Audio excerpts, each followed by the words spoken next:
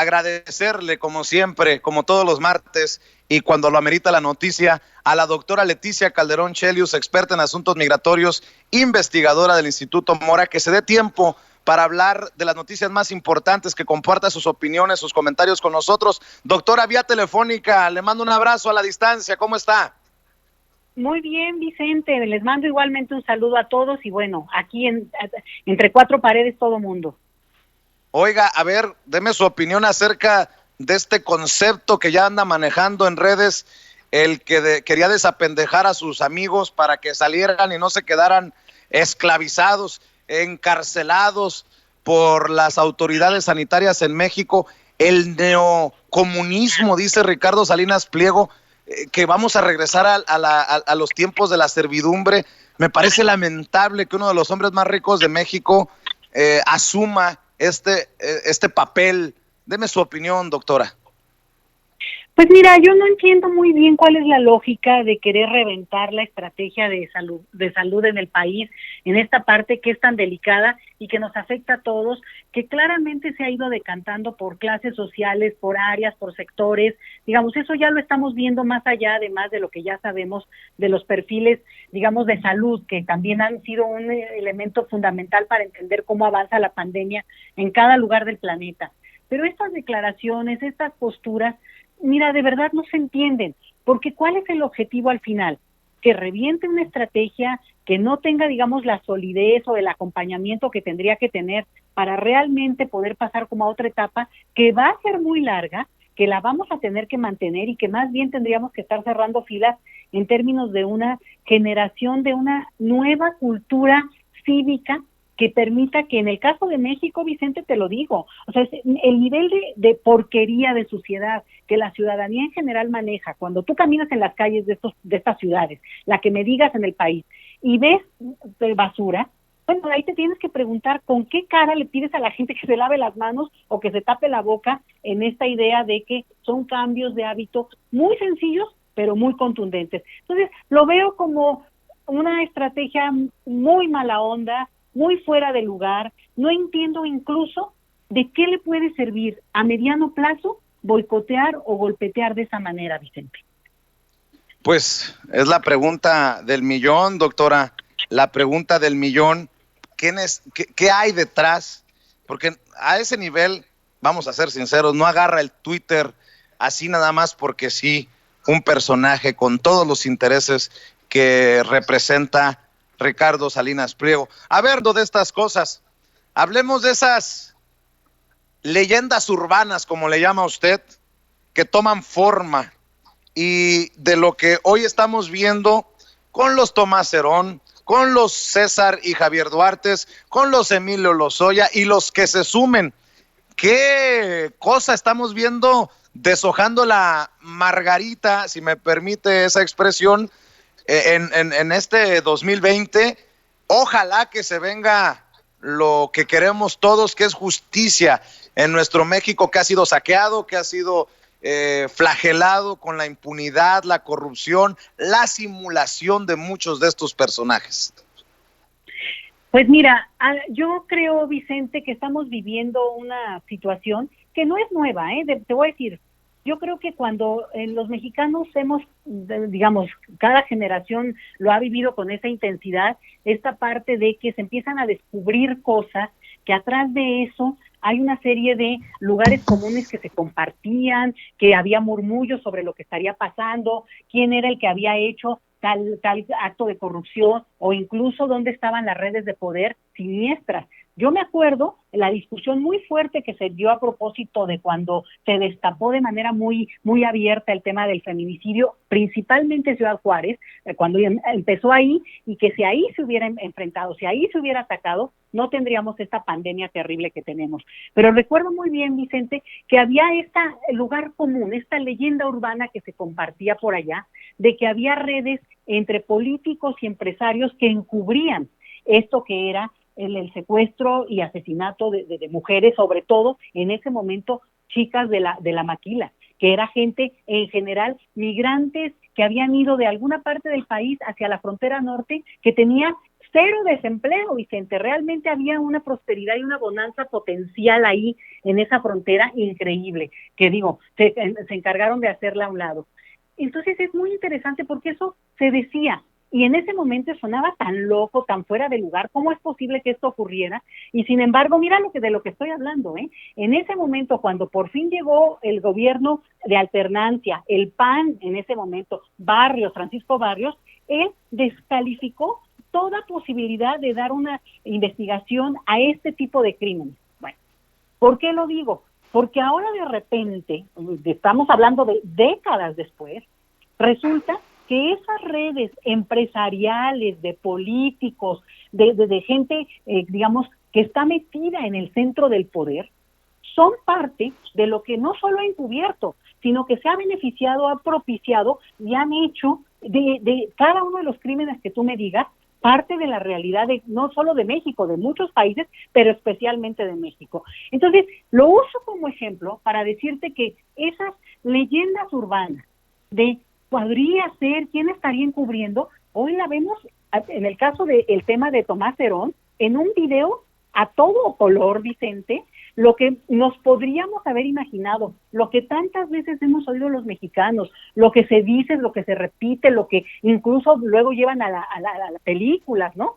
Pero ya verlo de funcionarios en vivo, de verlo con la crueldad, y me sorprende aún más que haya comunicadores que se atreven a cuestionar el hecho mismo de que, digamos, un funcionario se haya atrevido a violar el debido proceso, que sabemos muy bien que tira absolutamente todo un procedimiento jurídico cuando se comprueba esto. Y eso es lo que hizo Tomás Herón. Entonces, esto es a lo que me refiero, Vicente, que estamos tocando tan fondo, que estamos llegando a un punto tan complejo en el que todo eso que nos hemos imaginado, que en su momento y en cada generación se ha descubierto, y digamos que es como que lo que marca a cada generación, pero que en esta generación que nos toca, lo que es muy claro es que se está avanzando un paso más, y eventualmente la solicitud y el grito de desesperación es que haya justicia y no quede solamente como, digamos, la coartada criminal que queda abierta, que queda evidente, y simplemente se los digo, bueno, a la generación a la que a mí me correspondió en su momento ver aquel crimen Colosio, después lo que pasó con Rius Mathieu, toda la parte esta del famoso año del 94 terrible. ¿Y qué pasó? Bueno, pues que esa misma cúpula del poder tuvo un cambio, eventualmente una alternancia incluso de la élite, pero que acabó dando y, digamos, regocijando entre ellos mismos y volviéndose una sola. Entonces, creo que estamos en un momento en que se abre la cloaca, pero aquí habría que ver si estamos dispuestos realmente a limpiarla o a seguir otra vez encubriendo lo que se ha hecho. Yo creo que estamos en un momento diferente, pero esa sería la apuesta y a eso me refiero, Vicente. Si la realidad le gana a la ficción, si opción de ciertas porquerías que ocurrían, si como usted dice quedan exhibidos los comunicadores que defienden lo indefendible, ahora podemos entender muchos con más claridad también las campañas contra este gobierno y contra estas autoridades de la 4T. Solamente así sería el análisis, doctora, de estas campañas bravas contra el presidente Andrés Manuel López Obrador y contra los que le apuestan a esta llamada cuarta transformación. Es que mira, donde le muevas, Vicente, se mueven cosas, y es impresionante cómo muchos de los comunicadores, y además velos incluso en términos de generación, es gente que claramente tiene la película completa desde finales del siglo pasado. O sea, no es gente que tú digas, bueno, como que son novatos, están entrando y pues a lo mejor están repitiendo lo que les están diciendo que repitan. No, digo, los nombres de los que más sobresalen, o sus hijos, que eso es también interesante, casi los herederos del mismo discurso, es gente que viene, pues desde, ahora sí que vamos a decirlo en el léxico que se utiliza ahora, desde que se instauró el neoliberalismo, Vicente. Entonces son los mismitos comunicadores, son las mismas imágenes, las mismas voces, y ahí es donde tú dices, es gente que en su momento tuvo clarísimo que cayó un presidente, que subió el otro, que un grupo en el poder fue defenestrado y después otro, digamos, encumbró. Y ellos se fueron moviendo con la ola como se pudo haber hecho. Entonces, nosotros hemos visto a personajes, en este caso, como tú sé que te estás refiriendo a Ciro Gómez Leiva, bueno, que ha defendido a los indefendibles de este país. Eso es impresionante. Y no es de ahorita, es de los últimos años. Y a su vez, él tuvo, digamos, un papel muy relevante en un momento en que hubo una transición de bueno, veíamos como de cierto tipo, con ciertas posibilidades. Entonces, son personajes que han estado ahí y que en ese sentido, pues, su sombra respecto al poder es muy evidente. No son personajes inocentes y son parte de estas mismas redes de complicidad.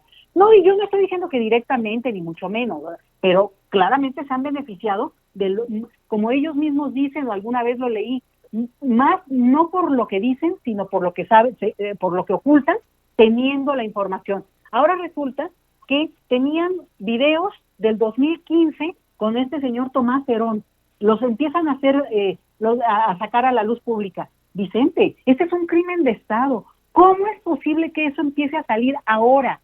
Que ahora resulte también que el señor Lozoya tiene videos y audios de todo mundo. Los ha guardado, bueno, eso es lo que ahora supone que con eso puede negociar. Pero es muy interesante, porque ellos mismos han estado cuidando de ellos mismos y han tenido, o han intentado, tener elementos para en su momento poder chantajear a otros y cubrirse. Entonces, es como, la verdad, peor que una película de terror, Vicente, lo que estamos viendo, porque en medio, y repito y se los cuento, cuando se negaron crímenes terribles como esto y del inicio de los feminicidios en Ciudad Juárez, lo único que se hizo es que permitir que se expandiera por todo el país. Entonces, esto es lo que me da a mí mucho coraje, porque al final de cuentas sí hubo elementos para poder hacerse responsable frente a lo que se estaba empezando a dar en este es un ejemplo nada más, y no se quiso hacer porque estas redes de complicidad se beneficiaban de ello, Vicente. Y ya que estamos hablando de este caso de Hugo López-Gatell, también es emblemático de ver cómo hay campañas que buscan desacreditar a la autoridad de salud representada por Hugo López-Gatell en estas conferencias de las 7 de la noche, que cuando decía quédense en casa, que porque ¿cómo es posible? ¿Cómo vamos a quedarnos en casa? Que las pruebas rápidas, que ahora que usa el cubrebocas, que por qué el cubrebocas y ahora sí, como si Hugo López-Gatell anduviera de la mano con esos que andan en las playas, en la borrachera, como si Hugo López-Gatell anduviera en los tianguis, en donde se ve una aglomeración brutal y peligrosa y preocupante. ¿Qué ve usted, doctora? Mira, yo creo, Vicente, que fue un gran acierto la designación de un equipo técnico para dirigir el tema de la estrategia sanitaria frente al COVID. Fue un acierto porque eso sí le ha quitado una presión innecesaria y además inútil que hubiera tenido sobre sí, digamos, la parte del gobierno central, en el caso de López Obrador, que además asumiría esos costos de manera directa. Entonces, a mí me parece que políticamente hablando fue lo correcto, técnicamente también, porque estamos hablando, digo, por más que le puedan decir al doctor López-Gatell, bueno, pues él les va a responder con argumentos técnicos a gente que no sabemos ni poner una vacuna, Vicente, no sabemos ni inyectar, o sea, ¿de qué estamos hablando? Entonces, frente a estos expertos que han surgido ahora en tantas voces, pues lo que tienes es a una persona pues, que tiene una experiencia, una profesión de toda la vida, digamos que, bueno, incluso su biografía, él lo ha dicho, bueno, de padre médico, pues aún más, ¿no? Entonces, quienes no estamos en ese campo, pues claramente él explica, expone, además tiene una claridad que todos lo constatamos, y por eso creo que el acierto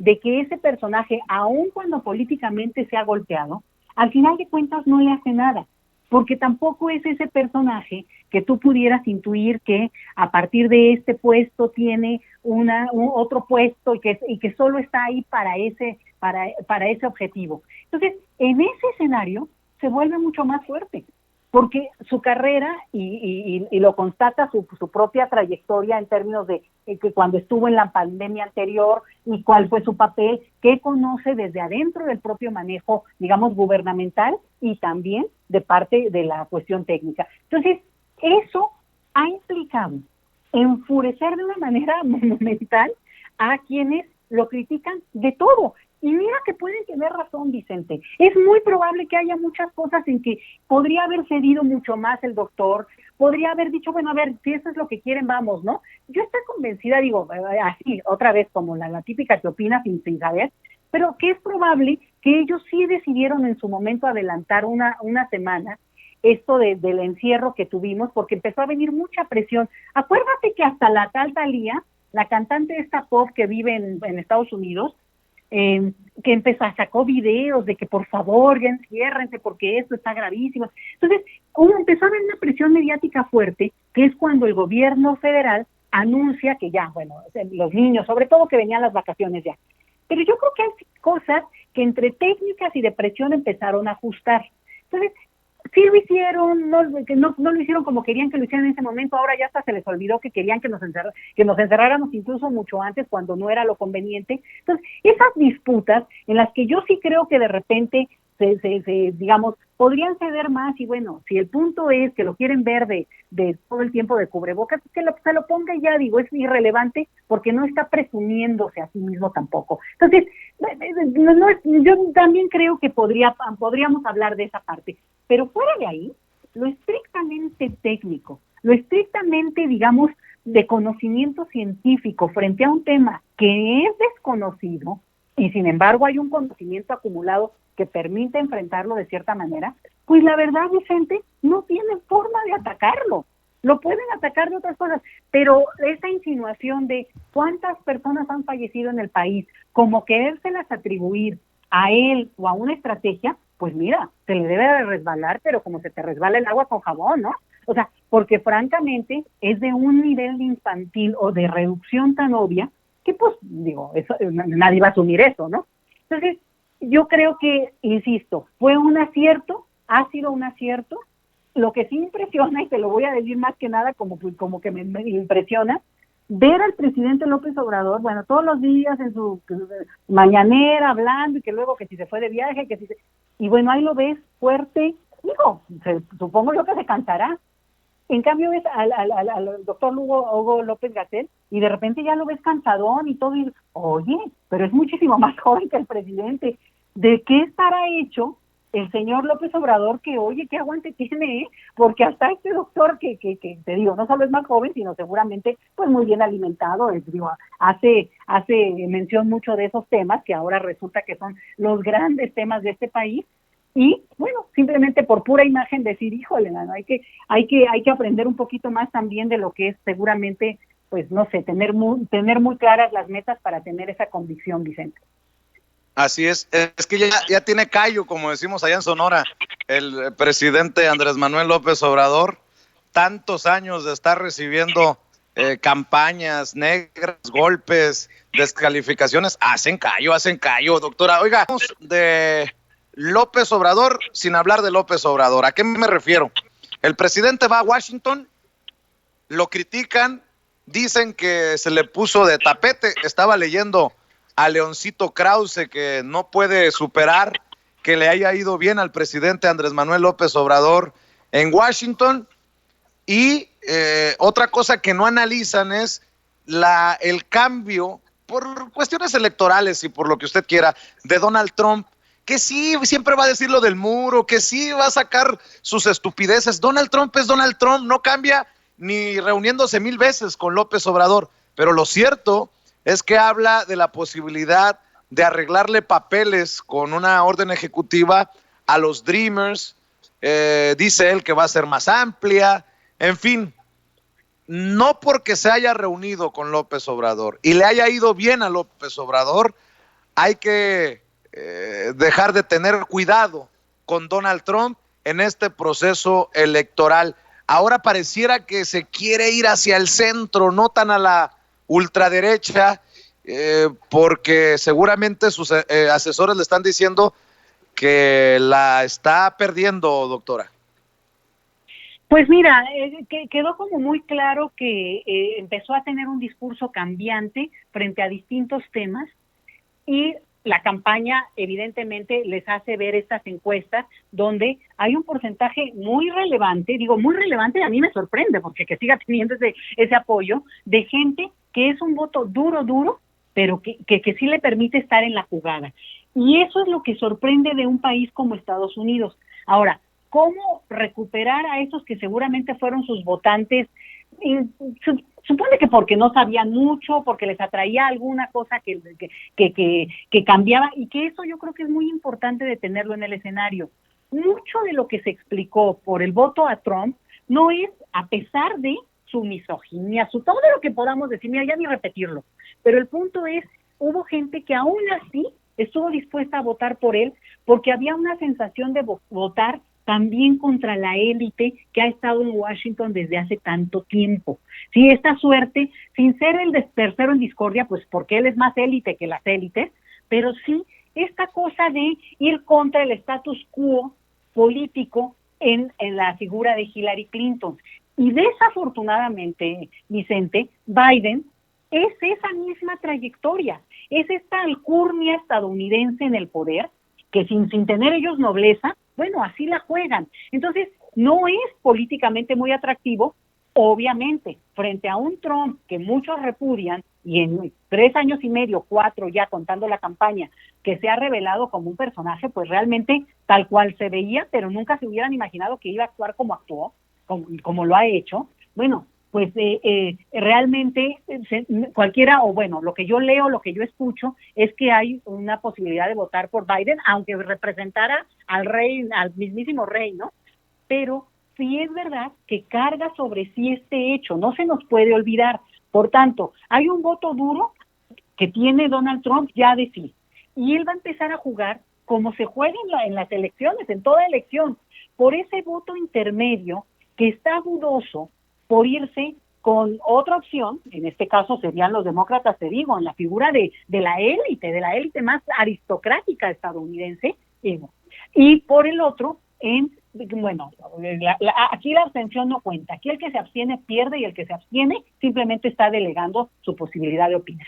Entonces, irse hacia el centro, empezarse a mover con temas en los que dice que va a beneficiar a unos, aunque en el fondo acabe afectándolos, porque por ejemplo, si tú tienes una posibilidad de que se aprobara una ley tipo amnistía, como es el tema de DACA, pero no se amplía, como en su momento se pensó a los padres, Vicente, ¿te acuerdas de DAPA? Que era como la segunda jugada que Obama planteaba que se podría hacer. Bueno, lo que tú tienes es que legalizas a los jóvenes, que pues obviamente lo que quieren, pero mantienes el estatus de indocumentados de millones que son sus padres, y por tanto el sigilo, la angustia, vivir en el limbo de millones de familias. Ese es un tema que solo se va a resolver con una gran amnistía, que algunos dicen sería una primer jugada que podrían hacer los demócratas tomando el poder. Esos temas van a estar en el escenario, Vicente, porque al final de cuentas, si Trump se empieza a mover con ese discurso de que, bueno, órale, les perdono la vida casi, ¿no? Les permito permanecer en este país, los regularizo, pero en cambio me voy de manera agresiva y fuerte contra la comunidad en su conjunto, pues también es ¿sabes qué? Una situación casi salomónica de cortar al niño en dos.